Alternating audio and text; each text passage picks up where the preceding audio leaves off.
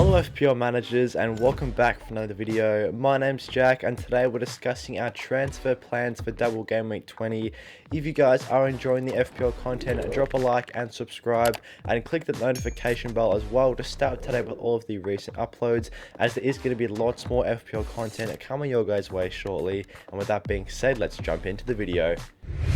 So first of all, let's have a look at how this squad has got on so far in Game Week 19 and then discuss some weak points in the team and some potential transfers that we're looking to make for Double Game Week 20. Starting off with the goalkeeper, Ward was not great once more with just the 2 points in goals for Leicester.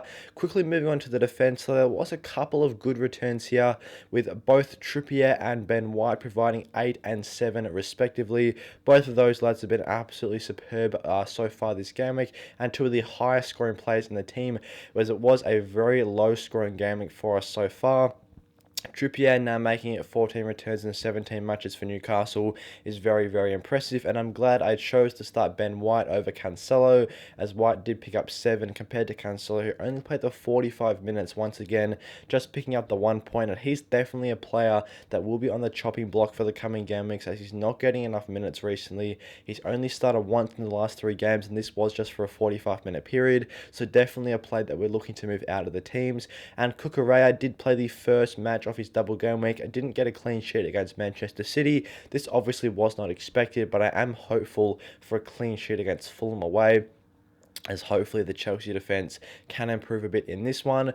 Quickly moving on to the midfielders now, Andreas Pereira did get himself a starting spot in our team this week. Only produced 1 point on his first match in the double game week, but has Chelsea at home, so it's an okay opportunity to provide an attacking return in this one, but not massively hopeful for returns for Andreas Pereira given this fixture. And the rest of the midfielders were not impressive at all. Saka, Salah and Martinelli, all 3 of them blank with 3 points, 2 points and 3 points respectively, so not too much to note there. There was a couple of decent chances for each of these players, but none of them could turn them home, so obviously not a great week for us in midfield. But let's have a look at the forwards now. Erling Haaland surprisingly blanked. I was absolutely sweating watching this Man City versus Chelsea game, as you can see here, we had Mitrovic on captain. He got 5, doubled up to 10, and I was so concerned that Haaland was going to absolutely haul and our rank would plummet. Fortunately for us, he only got himself 2 points, doubled up to 4 for 5.9 million managers that did captain him.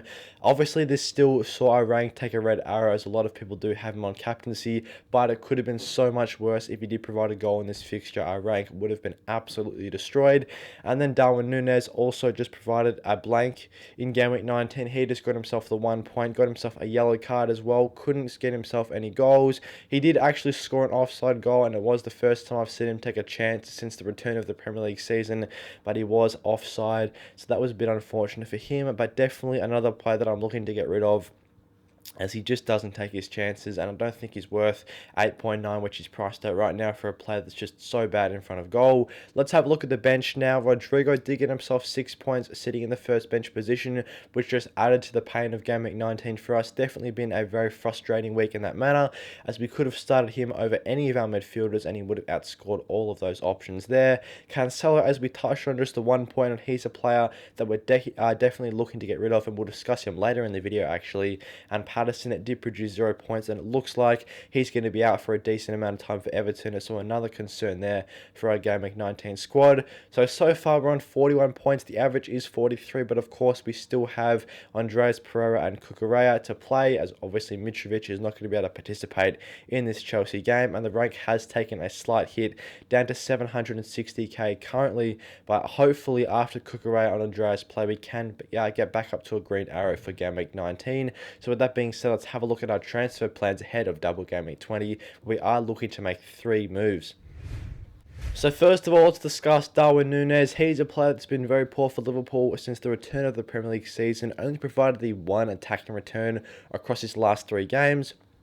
And as I've touched on, I need a more clinical forward, and that's why I'm looking to get Harry Kane as my favourite replacement for Darwin Núñez. We are going to be looking to make 3 moves ahead of Double Game Week 20, so you'll see with a couple of other transfers that we've made in the team, we can free up the extra money to go from Núñez all the way up to Harry Kane, who has been one of my favourite forward picks this season. And after that massive haul in his most recent Premier League game, I'm sure he's going to be keen to continue this form with a very good Double Game Week of Arsenal and Manchester City, 2 sides that he typically does pretty well against, despite these being difficult fixtures on paper. We know Harry Kane's a great goal scorer, and he does match up pretty well against these two sides. Quickly looking at some Harry Kane stats. He has actually snuck up to 15 goals this season, nearly matching Erling Haaland for goals across the campaign. He's also provided 4 assists as well, so a fairly decent assist output, and his XG is the third highest out of all players so far in the Premier League with 10.88, which is a pretty good underlying stat, and his XA also is the highest amongst forwards so far this season with 3.48, so definitely one of the leading stat getters amongst forwards in FPL this season, and I definitely think he is worth a price tag of 11.6. And with 9 predicted points in Double Game Week 20, he's definitely the player that I'm looking to get in my teams for this game week. And I think he's a player that could remain in my side for quite some time for the rest of the season, as I'm such a massive fan of Harry Kane. You've seen him, you've seen me talk about him a lot in the most recent videos and across the season as well, as he's been very good for us this season. Ivan Toney, another player that is an interesting one. There we have to see whether he's going to be able to participate in the next match in Game Week 20. There is definitely a lot to be unveiled about Ivan Toney, but right now, if he is good to play for Game Week 20, then I'm definitely a big fan of him. He's got Bournemouth at home in this match week, and then he's got a couple of good fixtures coming up after that as well. And with the excellent form that he's been in so far this season, and especially recently for Brentford, I'm definitely a big fan of Toney. He's a little bit cheaper, allows a lot more money to be spent around the squad as well, so could look to get another premium in if we go from Nunez down to Toney. That'll give us around 2 million in the bank to spend elsewhere in the team, so that's definitely an option if he is good to go for Game Week 20. He actually does have the second highest expected goal stat out of any player so far this season with 11.8, actually higher than Harry Kane's. He's got himself 12 goals and 3 assists as well, and does have one of the highest expected assist numbers for forwards with 2.71, so he's definitely a player to consider with a good single game week fixture in Game Week 20 if he is good to play with 6.7 predicted points. And Nketiah is the third option we're looking at here. Not a major consideration for the team, but another player that's worth having a look at just 6.5. He's provided 2 returns in his last 3 games for Arsenal and has pretty decent underlying numbers per 90 with a 2.48 XG across his couple of games so far this season, which does average out to around 0.5 expected goals per 90, so a potential other player to consider there. So let's have a look at another player that we're looking to replace. It is Mo Salah. This is definitely quite a controversial one. He is actually one of the more transferred up players so far this game week, but I do like my favourite replacement, should I say, is Kevin De Bruyne. He's coming in at 12.5 right now. Does free up a little bit more money in the squad as well if we go from Salah down to De Bruyne, as obviously he does have that double game week of Manchester United away and Tottenham at home, which hopefully De Bruyne can provide returns in. He does actually have the second highest predicted points for Game Week 20 out of any player, only behind Erling Haaland with 10.6 predicted points, but just definitely a tally that I'm looking or a match week or match day that I'm looking to target Kevin De Bruyne for, as I don't think Salah's going to be able to match De Bruyne for points in Game Week 20, so that's why I'm very keen on De Bruyne. Capitalise on the double game week here, and then Man City also have another good double game week coming up as well in the near future, so I think we can go Salah down to De Bruyne, rock for De Bruyne, or rock with De Bruyne for a couple weeks, and then switch back to Salah if he's not providing returns. But I just think the fixtures are better for Man City right now with a couple of double game weeks coming up in the next 4 to 5 weeks. Heung-min Son, another consideration, probably my second favourite pick just because he has that double game week of Arsenal and Manchester City, and he was able to get himself a goal in his most recent match for Tottenham in their 4-0 win over over Crystal Palace. He got himself 9 points in that one, and he's made it 4 goals and 2 assists on the season. So obviously not been the most clinical season for Son across the year, but with a goal in his most recent match and a double game week coming up, maybe he could be a good player to consider. And then Martin Odegaard as well, he's been absolutely excellent for Arsenal so far this year. 6.6, he looks to be a great option in the middle of the park, and he could be a much cheaper pick that we could downgrade Salah to, and then allows us to get an extra premium elsewhere in the team as well. Maybe we could look to go Mitrovic up to Harry Kane if we went Odegaard in for Salah. That's a potential option, but right now I am looking at the 2 premiums of De Bruyne and Son as far as Salah replacements go. And let's have a look at the third player that we're looking to get rid of from the team.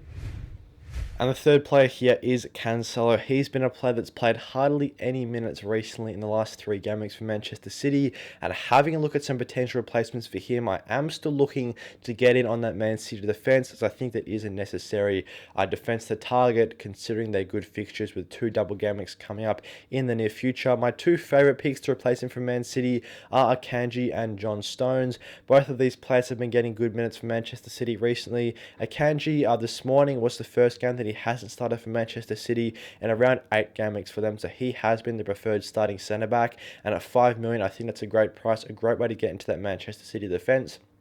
So especially after getting the rest with just the 45 minutes against Chelsea in match day or game week 19, I'm sure he's going to be good to go for game week 20. Should be well rested. Obviously, there's going to get the extra break as well with the FA Cup games. It will come down to who plays in the FA Cup as well for Manchester City, which will influence this decision. John Stones, he was excellent for Manchester City this morning. Got the start, got the bonus points, got the clean sheet. He's a little bit more expensive than Akanji at 5.4. He has been starting good games recently for Manchester City, started each of their last 3 in the Premier League, so big fan of John Stones as well. Once again, I'm interested to see who Pep starts in the FA Cup, as pretty much whoever gets rested for Manchester City is most likely going to be the player that I bring into the teams. And obviously, by downgrading Cancelo to one of these other cheaper Manchester City assets, has allowed us to make that move from Nunes up to Kane, and I definitely think it's worth it, as Cancelo hasn't provided a massive amount of attacking returns this season, and with his reduced minutes, I'm looking to get a more nailed-on Manchester City defender, and for a cheaper price, Akanji and Stones are definitely better value than Cancelo. And Botman here, another player to note down as a potential replacement. Yes, I'm a big fan of that Manchester City defence, but for whatever reason, I don't want to get on those Manchester City assets. Botman is one of my favourite cheaper picks. He is currently listed at 4.4, but I think his price could rise to 4.5 fairly soon. Newcastle have some good fixtures coming up. They have Fulham at home in game week 20, and just considering how strong their defence has been so far this year with 9 clean sheets for Botman, I'm a big fan of getting in on their defence, and I wouldn't be opposed to having a double up on Newcastle defence, as we do currently have Trippier in there.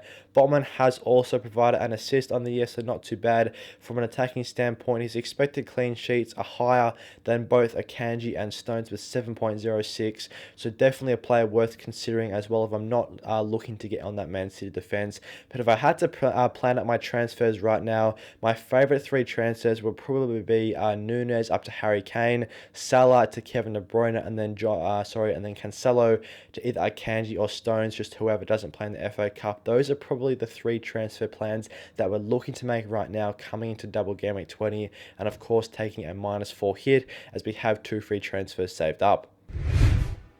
Thanks for watching today's transfer plans for double game week 20. I hope you guys enjoyed the video, and if you are liking the FPL content, drop a like and subscribe, and there is going to be lots more FPL videos coming your guys' way shortly, so you'll have to click that notification bell to stay up to date with all of the recent uploads. And with that being said, I'll see you guys in the next one.